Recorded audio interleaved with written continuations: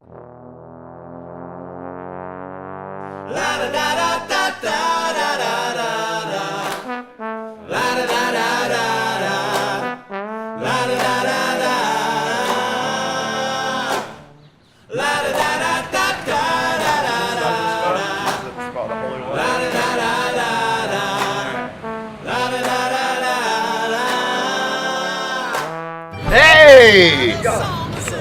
Mailman's here. Yes, indeed. Hey, you looking at? I'm David. Nice to meet you, David. What's up? Good drive up. Good to meet you. Zach, good to meet you. How you doing, man? I'm sorry. You all right? You hire somebody to do that work for you? I know, delivering them out, man. That's what I do. To everybody, man. Hey, man. How you doing? Good to meet you guys. You guys having a good day so far? Either get guitar. What was the last one? Fiddle player, Andrew. We already It's good. By the way, his luthier, his violin repair guy, is right across the street from us. Really? I didn't in even that know there building was a right there. I violin know, I repair didn't either. I place. feel bad. That's good to know. And his name's Dave. And his name's Dave. Good to see you again, man. Likewise, Good. likewise. I've been watching your videos on YouTube. I've really enjoyed getting to know a little bit more about the band. I used to be a born-again Christian, and this guy came to my house. He was a friend of my mom's, the son of a friend of my mom's son. Right. And he was a comedian, and he did a whole comedy routine about the dashboard Jesus. And I wanted to beat him to death because I was a Christian, you know. And you were like, Can't talk about Jesus that way. I was playing in a sports bar on Long Island right when I first started, Right. and the Stanley Cup was on, and there was 300 people in the room, and they were all facing the TV, and nothing, you know, I was playing to the. It's a really good exercise, like in Dadaist music. Everyone was facing the opposite direction, and I I never had to worry about did I miss a word, and then I started singing about the hockey game, and it was very liberating. So the less focus on me and the less pressure on me, the happier I am. all right. Shall we head over to the session? Sure. Mm-hmm.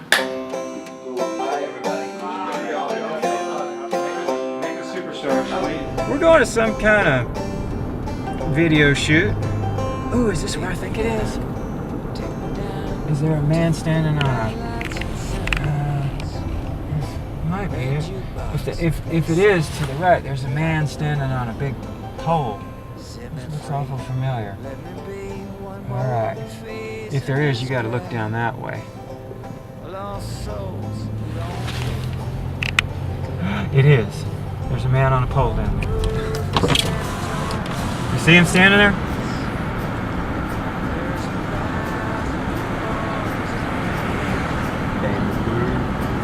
First time I saw that man, I was driving from New York City to Pensacola with my pregnant girlfriend. So my child in her belly, and we didn't like each other, and we had no business being together. I stood up there. We stopped there to get something to eat. And I stood looking at that guy and just like thinking, I wish I was you. I wish I was the man on the pole instead of this guy in the van with a girlfriend he doesn't like who's going to have a baby. We're here. Ding, ding, ding. Black box. All right, who's taking the tin can? We'll do it for you. It always is.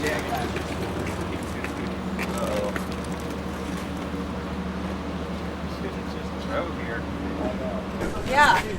Oh boy. Is that garbage there? You know. That wood there, I want. All right. I think it's garbage. Good. I don't know. If there's anything on here you don't like, or there's little things you want to move, feel free. We were just trying to come up with like just a nice little backdrop. It just it feels very set decorated. Yeah. To me, it'd be better just to have the wall than to have, it just looks very set decorated. Okay. Just better to shoot us against a wall or Yeah. take a look around. Put the gas can up there if we don't use that. Yeah. Do you know who Okay. Louis Buñuel is? He's one of the most famous cinema directors. Won the Palme d'Or many times. Yeah. He was brought to Mexico to be Mexico's new. Mexico wanted to be like Hollywood. Yeah. So brought there All and the B movies. yeah, they hired like the best DP in the business and brought him down from Hollywood, shooting the first scene in Los Olvidados, one of the films that he made, and he told the director of photography, when you arrive in the morning, get there early and set up the scene. So DP spent 5 hours, lowering lights and putting the key lights and everything, set up the camera. He called Buñuel in, said, "Here it is." Buñuel looked through the camera and he said, "That's the most beautiful frame I've ever seen." And then he took the camera and he spun it 180 degrees and he said, "We'll shoot over there." I'm just following Buñuel's advice. Yeah. On the right side. I prefer to be here. Okay. Yeah, I'll sit there and have a halo around us.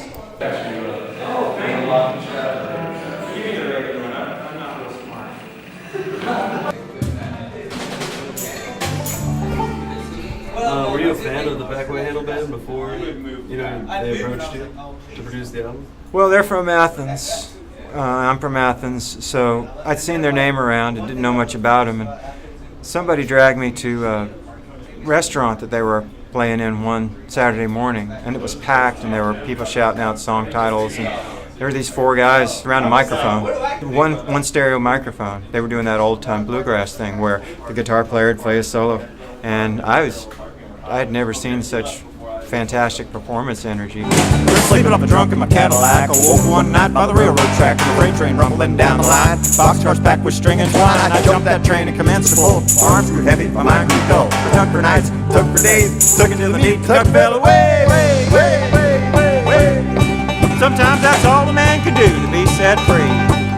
Give me no more. I've toured with every musician in the world, and they just had some kind of crazy lunatic energy, crazy lunatic bluegrass kind of mash-up energy.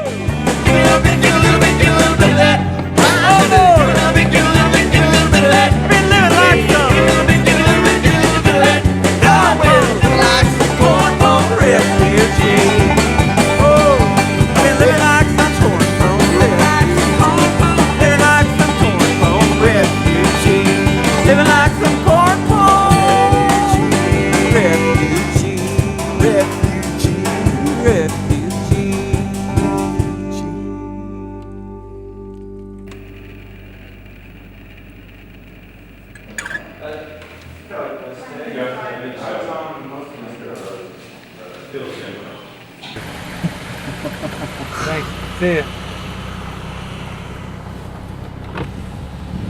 So are y'all pleased with that little session? I am. It was really cool. It was a very cool spot. I mean, it's a great setup all around in there, and it felt really good. I really didn't think we were going to go remotely in the condenser mic direction, but it made sense in there, and it felt really good. That might be a really good option for us. I've never done anything like this, so I don't know what to make of it. This whole one mic, everybody howling into it. I'm not. These guys are singers. I'm not. So it's always scary to me to do that. Is there anybody listening to this in the mix? But it's just nice to have a crew there, document it, and have a Pro Tools rig. Gives you some choices after the fact. This is where the standing man is. 7 miles. Turn left to Ashland Highway. There he is, right down there. I got pictures of him. In fact, you guys may remember I gave you a picture of him as a possible album cover. Oh, yeah, that's right. Yeah.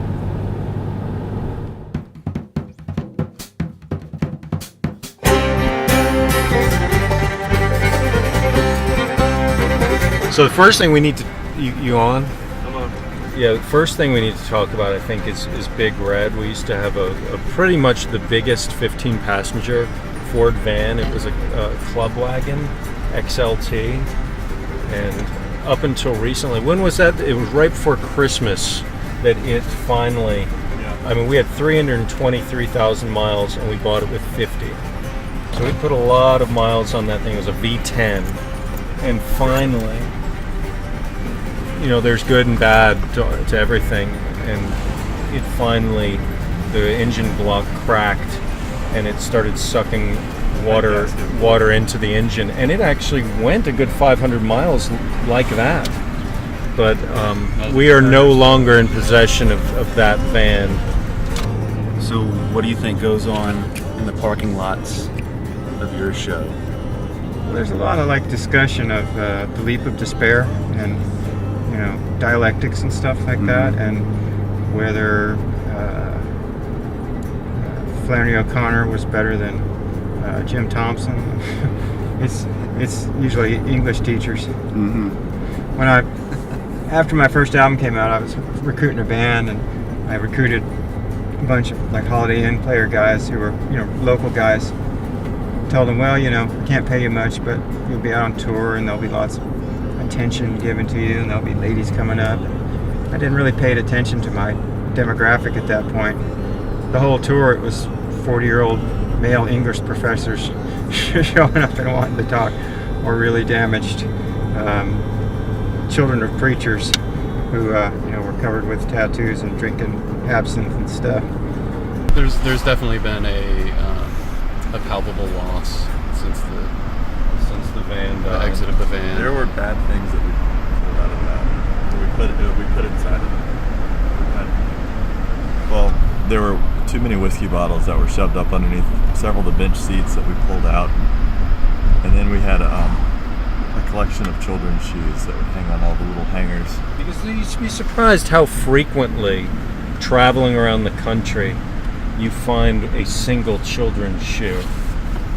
I mean, it's not rare, and if you decide that you're going to turn that into a collectible item, if you make that decision, then you've got a long career ahead of you in collecting these things. It's kind of like once you start looking for them. Once you start looking for them, you see them everywhere. Just like start watching for the Previa minivans, you'll see one a day, like no matter where you are. It's the same thing. Yeah, they're responsible. My crowd is definitely responsible. But I attract a lot of crazy people too.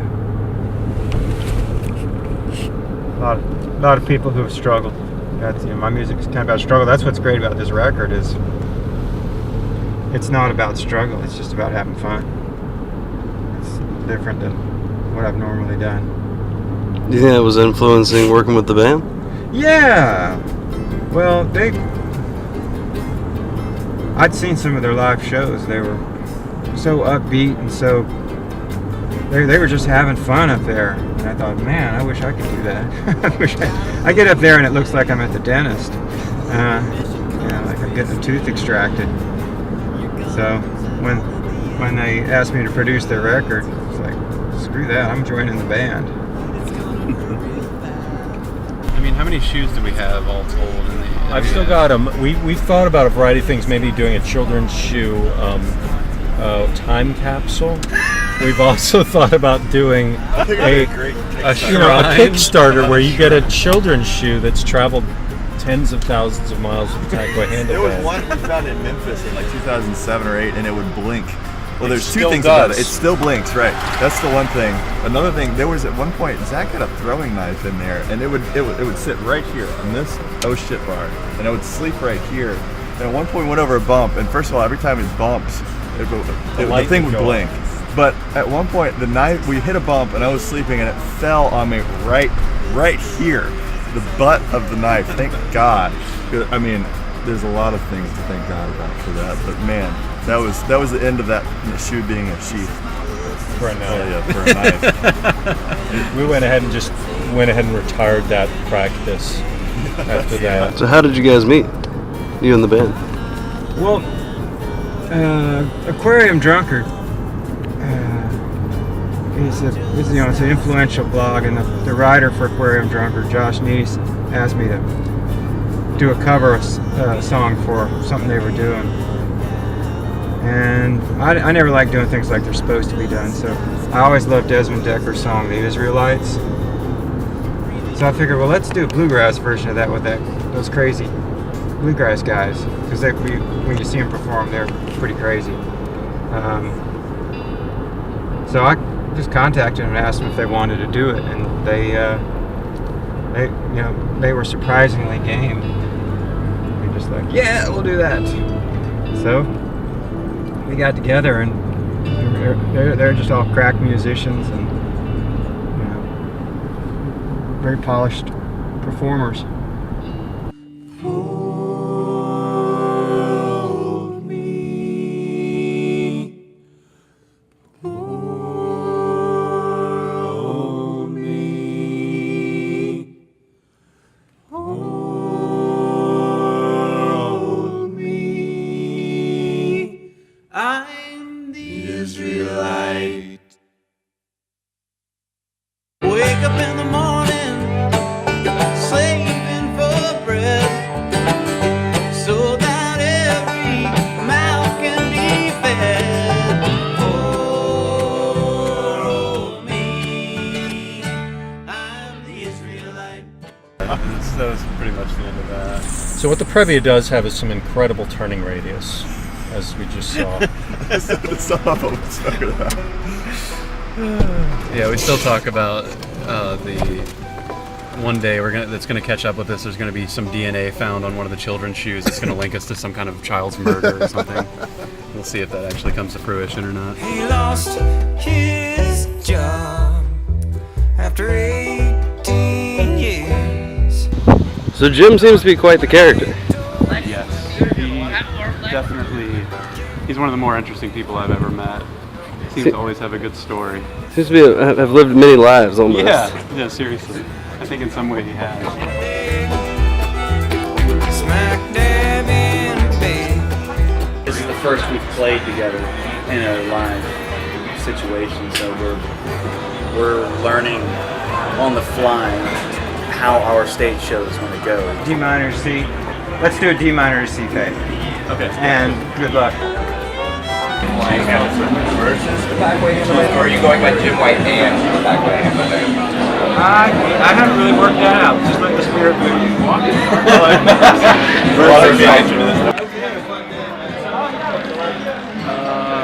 Hello, everybody. Thank you for coming out to the show this evening. We really appreciate you being here, and I am excited for what you're about to see, and I'm excited to see it myself. This is not only this group's first performance in North Carolina, it's their first live performance ever. So please give a warm Carrboro welcome to Jim White versus the Packway Handle Band.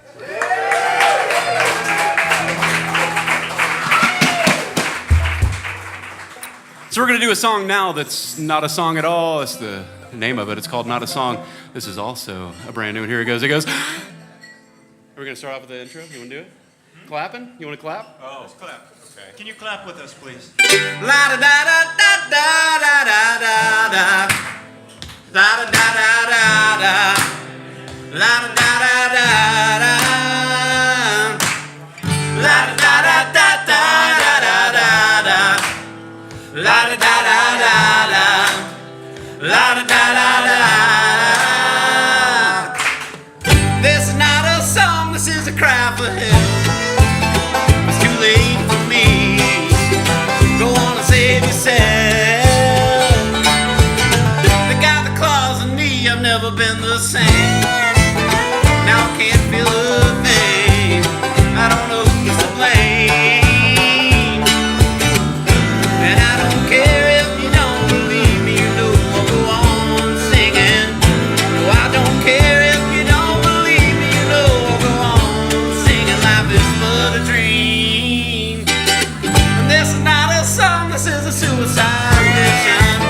Gonna crash into your house just to make you